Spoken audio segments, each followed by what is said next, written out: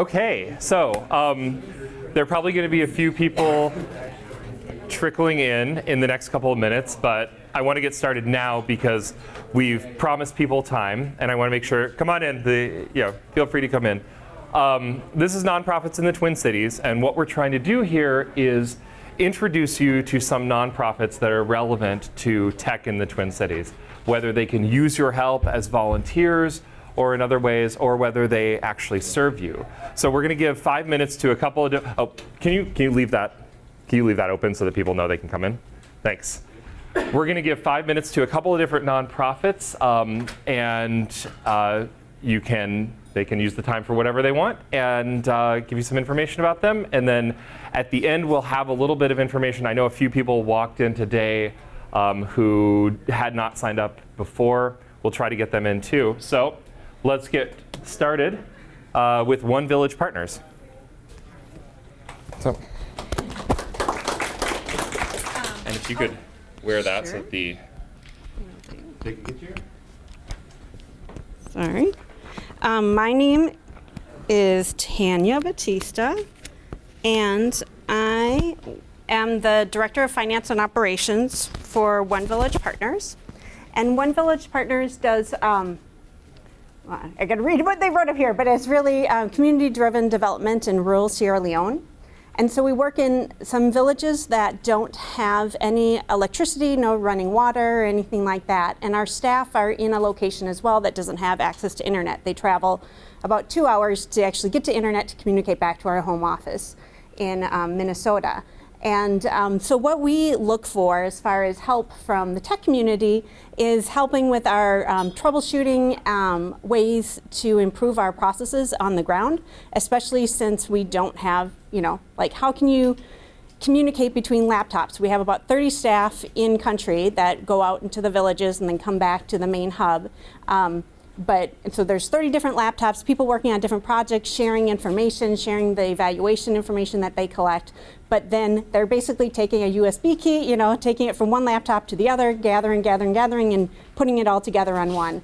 And then we are also working with a lot of our staff are, they're native Sierra Leoneans and may be from the villages themselves and have never, even been on a computer before. And so we're trying to have them learn how to use tablets for our data collection, and then to be able to collect the data and then send it back so that we can do that evaluation. And so what we're looking for from help is we're a very small nonprofit, and so we are looking for volunteers. But who knows? In the future there might be some paid positions to help brainstorm how we can do that connection between our staff. So that they can share information easier, how we can improve the data collection app that we have on the tablets, so that information can be compiled and used by our M&E person and then sent back to the US so that we can use that in our promotional materials and just tracking the success of our organization. So I think that's kind of it in a nutshell. I don't know if anyone has any questions about what we do or what we're looking for. Do you want to give people how to get a hold of you specifically? Yeah, so, I'm sorry, I thought I had. So I have my business cards up here, but you can just email Tanya at onevillagepartners.org. There's our website right there. And, just shoot me an email with questions or comments or anything that you'd want to help with. So it's TANYA at. Yes, that's it. Yep, and I'll leave my business cards maybe on this little ledge here. So if you want to grab a business card, feel free.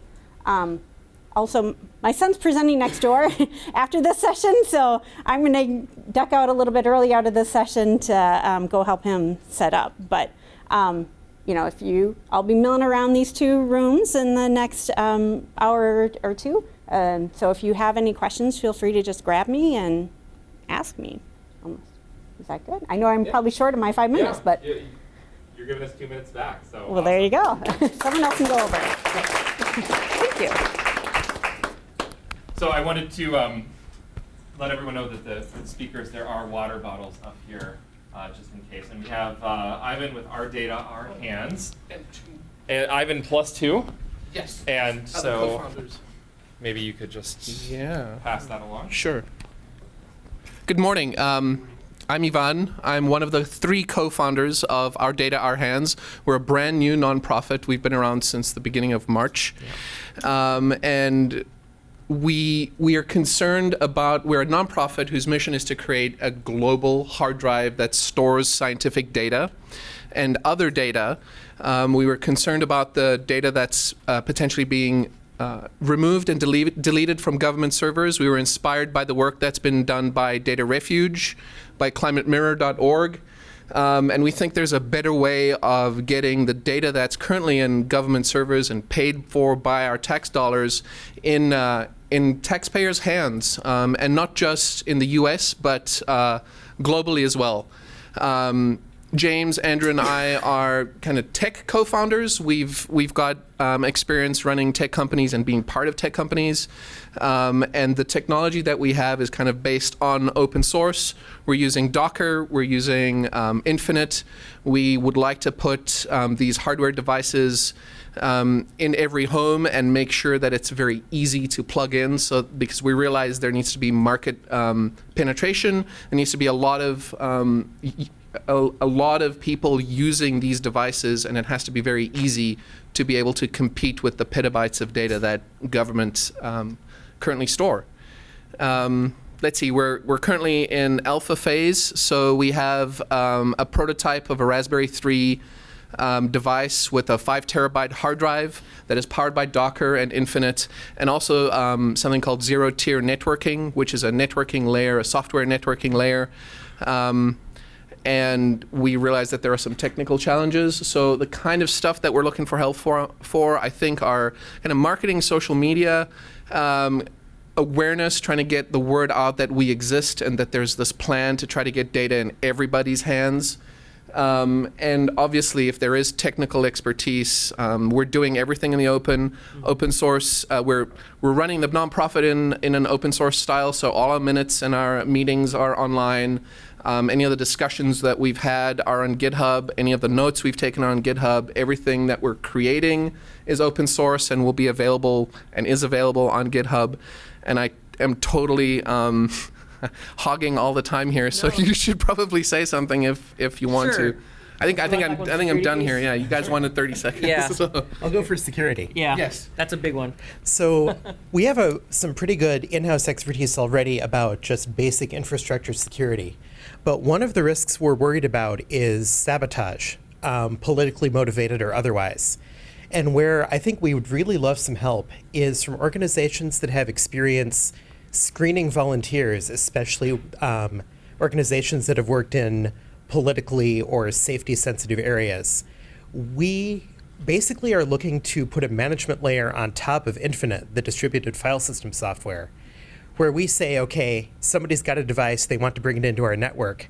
How do we know that this isn't someone whose plan is to plug in the device, get a bunch of data, and then have a bunch of people cooperating, get a quorum to store that data, and then disappear? So we're really interested in talking with people who have methodologies to work around sabotage or that kind of malicious activity. Yeah, we do have some people on the InfoSec side working on this project as well, but if you are particularly an InfoSec nerd, we have a really cool networking stack that we're dealing with. We're really geeking out in this stuff. It's pretty cool, and so we can talk a lot more after this. One other thing that I wanted to mention that's kind of neat, so Yvonne and I have experience starting up tech companies, and I've done a lot of work within the nonprofit sector, but there was still a learning curve for, it's different doing coalition building within a nonprofit than it is when you're starting up a tech company. You're looking for vendor-client relationships and things like that. And so if there are folks who have experience on the tech startup side and are interested in the trials and tribulations of kind of shifting that over to a slightly different tack on the nonprofit side, I'd love to talk with people about that as well. And I don't want to gobble up too much time, so. How much time We do could we chat have about left? 30 seconds. 30 seconds? Yeah. Okay, so the only thing I wanted to say was we want this device and the storage pod to be very easy for anyone to plug in. So the ultimate goal is for you to go to the Our Data, Our Hands website, donate $150. That's kind of the price point that we're looking at. Get a device in the mail, plug it into the power use the Ethernet cable to plug it into your router, and that's it. Kind of set it and forget it. And then we're hoping there are feel goods around eventually being able to select the kind of data you might want to store. So you might be more interested in climate data than you are about political data or scientific data that NASA has, right? That's your 30. And that's my 30. Okay. I think I'm going to put on the hat. So ourdataourhands.org, check it out. Awesome. Thank you very much. Thank you so much. Next up, we have OUTFRONT. That's me. Yeah. Hey, everybody. I'm going to actually put this on because I talk with my hands, so it wouldn't work otherwise. What do we have on our slide? Oh, hey, look at that. Okay, cool. Stole it from your website. That's what I was hoping for. I was like, do I know my mission statement? No, so my name is Jacob Thomas. I use he, him pronouns. And I am the Communications and Development Coordinator at OUTFRONT, Minnesota. Hey! So our mission statement is to create a state where lesbian, gay, bisexual, transgender, and queer Minnesotans can be who they are, love who they love, and live without fear of violence, harassment, or discrimination. I got through most of that without looking at it. I'm proud of myself. But so essentially what we do, we've been around, this is our 30th anniversary year actually. But we started out as a crisis line helping gay and lesbian people at the time who were dealing with sexual violence and discrimination in Minnesota. And then we helped pass the Human Rights Act and a whole bunch of other things. But now we exist operating with a crisis line that we still have, doing crisis counseling for people experiencing intimate partner violence or discrimination, all of the wonderful things.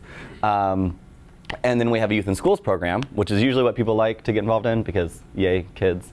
But we help operate over 150 GSAs throughout the state. We do lobbying work at the state capitol, which is really fun. So ways that you could get involved if you wanted to come hang out with us and advocate for LGBTQ equity. April 20th, we are doing our LGBTQ lobby day and rally. So we're going to have some nice, maybe U.S. congressmen come down and hang out with us and do a rally. But we also have a legal team that we run to help do non-discrimination cases. We actually sued Minnesota last year for trans healthcare rights with the ACLU.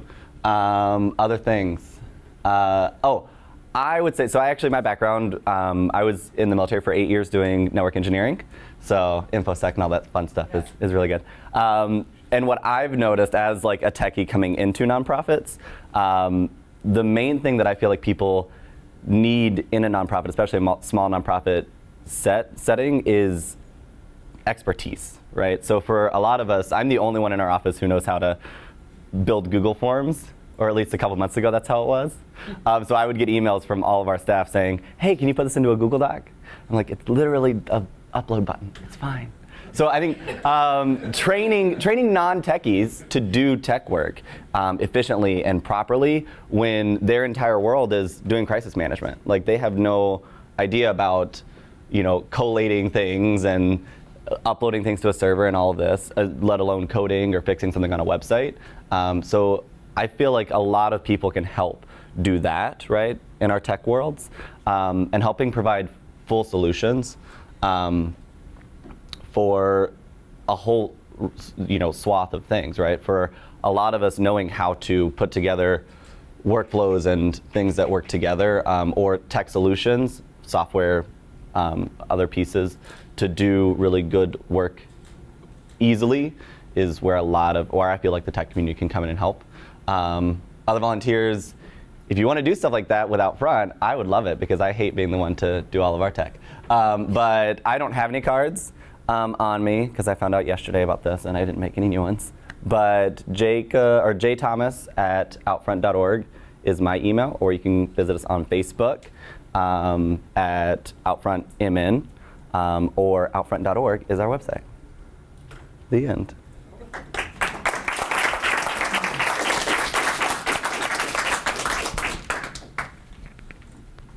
Okay, next up we have Simon Says Give.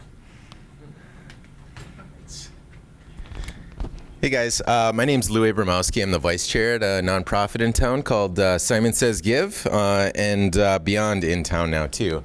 So Simon Says Give was started roughly 5 years ago by an 8-year-old little girl named Mandy Simon who asked her mom if she could throw a birthday party for somebody who had never had a birthday party in their life before, rather than a birthday for herself.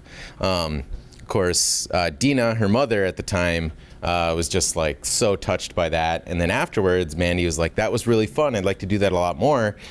And for anybody who's met Dina in the room here, she's just an unstoppable force in the universe. And that later became a nonprofit because Mandy wanted to do this a lot more, where we started out by throwing a bunch of birthday parties for kids who had never had a birthday party before in their life. Now I think we're somewhere in the neighborhood of 1,000 birthday parties celebrated, and we've evolved a little bit. So now, on top of the birthday parties, we've got 4 pillars. We still do our birthday parties. Also on Mandy's birthday every year in August, we celebrate by packing back to school supplies for kids who don't have anything like backpacks or notebooks. And last year we packed in the neighborhood of 8,000 backpacks over the course of the weekend. This year we should pack over 10,000. And then a couple days after that, we're celebrating with the Mall of America to help celebrate their 25th birthday, because Mandy, as it so turns out, was adopted by Dina, and the day she was adopted is the day that the Mall of America turns 25. So we get to celebrate with them, and we're going to pack 2,500 birthdays in a single day and try to set a world record. So if anybody's free on August 8th and wants to help us out, please get connected with us at simonsaysgive.org.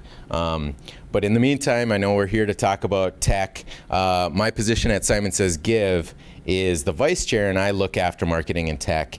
And I'll tell you that one of the things that I'm most proud of sitting on the board is that over 90% of everything donated to Simon Says Give actually reaches a kid in need, and I'm sure a lot of people in the room are, I hope, impressed by that number, and we're trying to preserve that as much as we can. Because on top of the birthdays and the backpack supply drive, we also are now a kid-run organization, and we have a kids advisory board where we're trying to build the leaders of tomorrow. So once a month, our kids advisory board meets. They decide what we're going to try to do as an organization, and then the adult board meets and says, here, let's meet all of our regulations and try to make all this great stuff happen. And on top of that, we've also opened up 2 chapters, one in Sioux Falls, South Dakota, and one in Worcester, Massachusetts, who each have their own passion projects.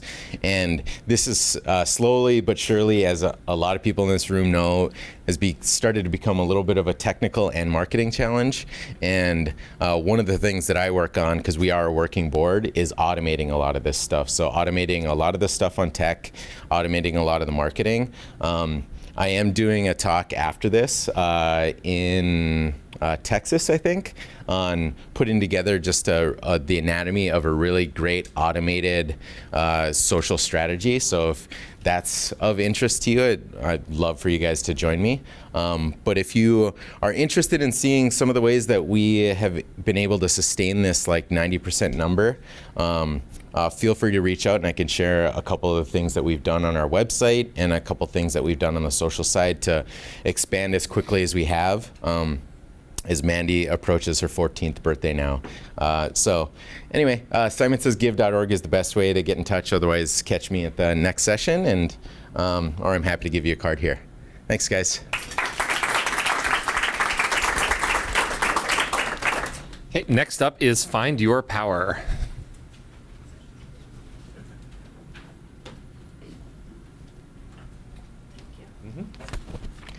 Good morning, everyone. Doesn't feel like this is on at all, but my name is Ivy Kaminsky, and I'm the founder and CEO of Find Your Power. We are a startup nonprofit working out of the Impact Hub downtown Minneapolis, and our mission is to empower underrepresented women by expanding internet access and ultimately access to resources and opportunity. We will be doing that through a resource website, engaging local women, and strategic partnerships.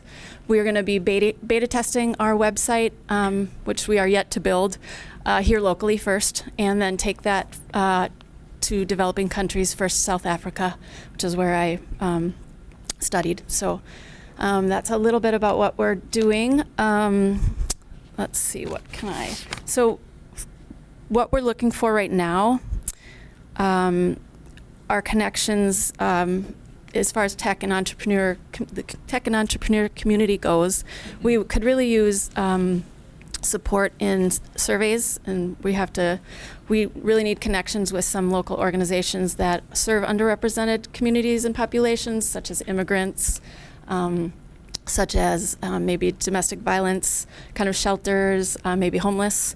So we're looking for we have some great connections already that we're building, but we can always use more. And so we want to really get a pulse, a sense of what those communities need before we build our website and possibly app. So that's kind of what we're looking for right now. And then kind of in return, I would love to know about any organizations that you know of or that you're involved in that we could highlight with our, we could showcase and highlight with our website and our app so people can find you. Ultimately, we want to be a giant hub of human services and resources all in one place, so people are able to find your services. So let's see. Only other thing I would like to bring up, I have bookmarks and business cards if anyone wants them. We have a fundraiser. We're showing a documentary film on April 27th in Rosedale, and it's called The Goddess Project. It's a really awesome documentary about celebrating women's voices and women's empowerment. So come check that out with us. And that's it.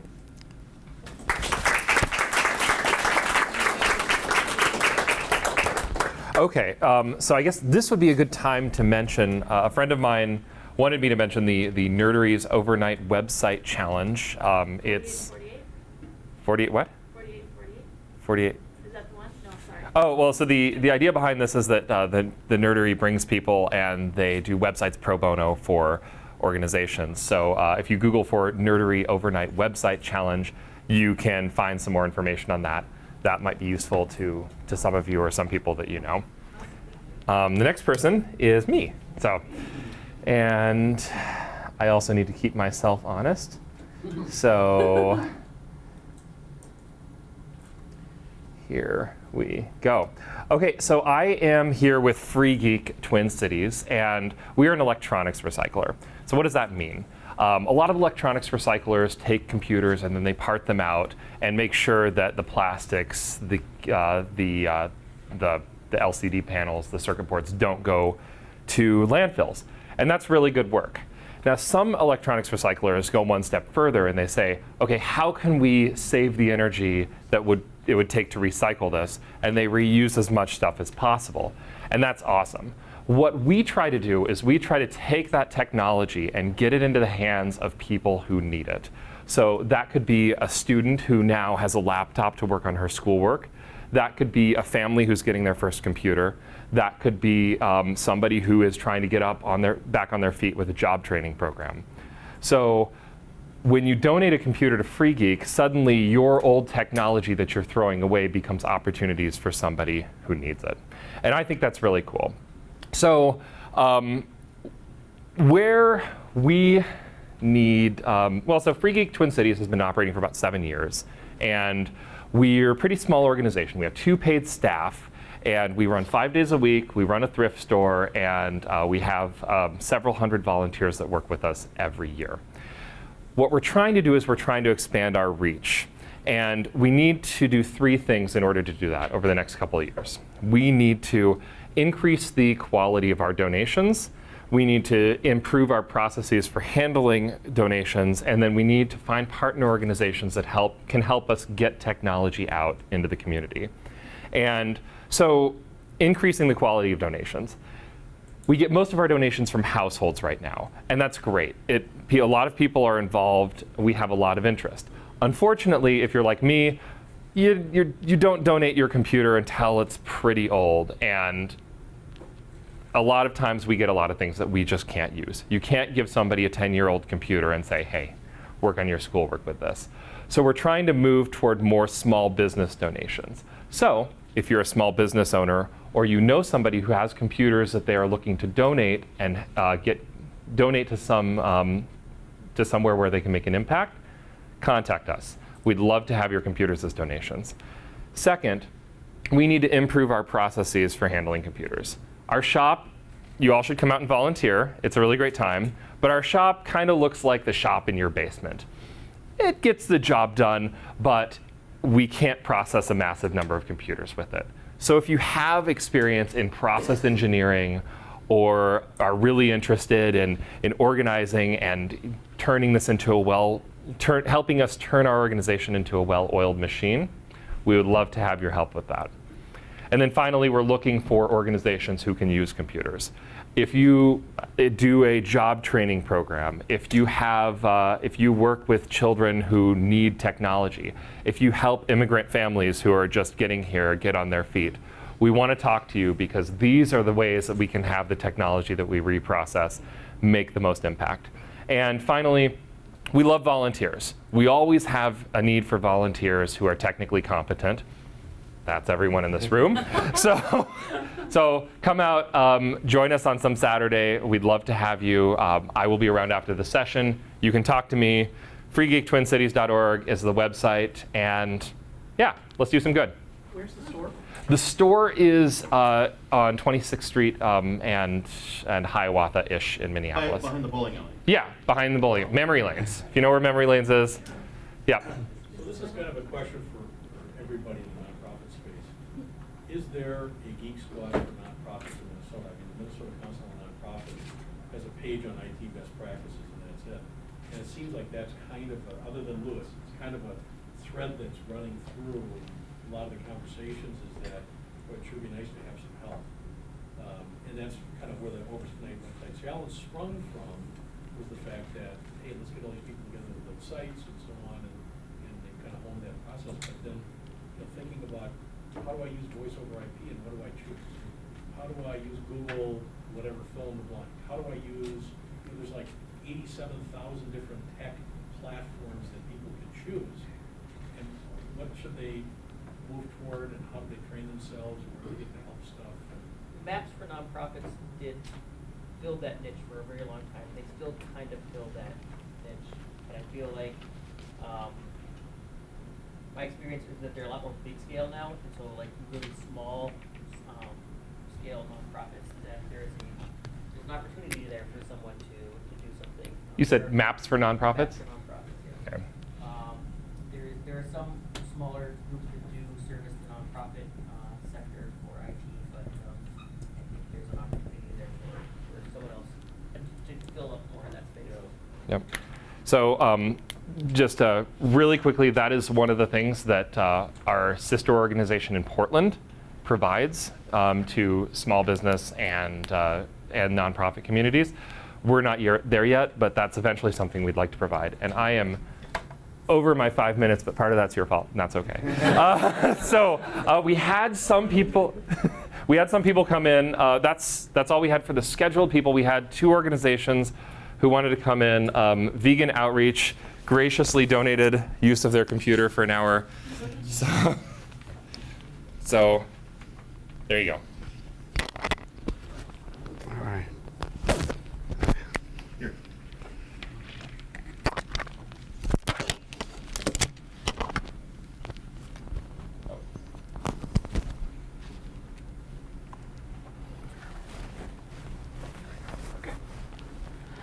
So good morning. How many of you care about your health?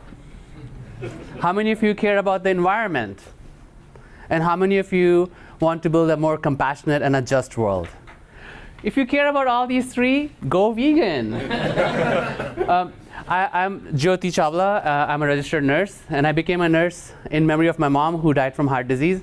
And I'm a cancer nurse, so I'm very passionate about this subject. And going whole food plant-based, you can prevent and reverse heart disease, diabetes, certain kinds of cancer, any inflammatory diseases, including arthritis and osteoporosis. And I've been studying about veganism, plant-based, for about 15 years, and I've been helping my dad with diabetes. And there is so much research behind going plant-based. It has environmental benefits, it has your health benefits, and it has justice and compassion. So we slaughter 3,000 land animals per second just in US alone. Let me say that again, 3,000 land animals per second just in US alone. In US, we slaughter 10 billion land animals, not to count the fisheries. It takes 2,000 gallons of water to produce one hamburger. If you care about water, it's not taking short showers, but going plant-based. 2,000 gallons of water to produce one hamburger. I'm volunteer with veganoutreach.org. We give out free booklets, and all of these booklets are online also at veganoutreach.org if you want to care about the paper.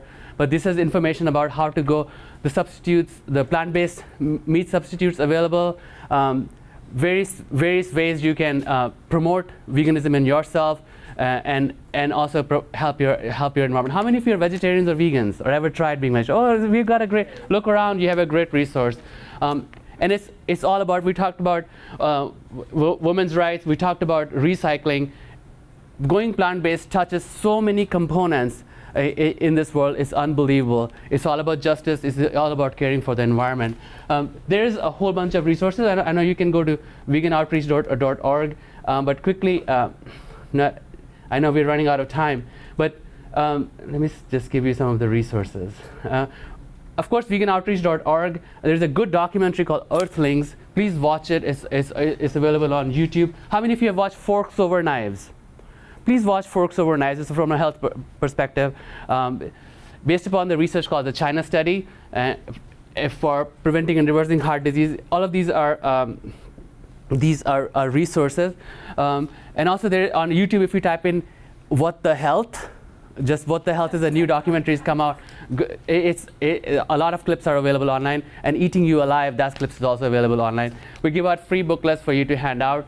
veganoutreach.org, or you can email me at veganjoti, veganjoti @gmail.com. Thank you so much for listening, and please go vegan. I think we have one more. So come on up.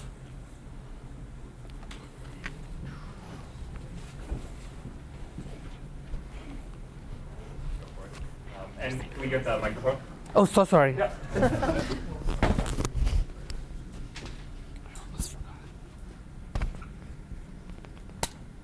Thank you. Thank you. Hi, my name is Karen. I'm with Technovation Minnesota.org. We are a nonprofit that empower young girls to change the world one mobile app at a time. The best way to get young girls into technology is to use something they work with day and night, and that is a mobile device. These girls we work with in middle school and high school develop mobile apps over a 12 or 20-week period, and there is an international competition at the end of this period called Appapalooza, where everyone in the world who's in this program tries to make the best app. And these apps actually change the world in their communities. Right now, we're working with 66 teams in Minnesota.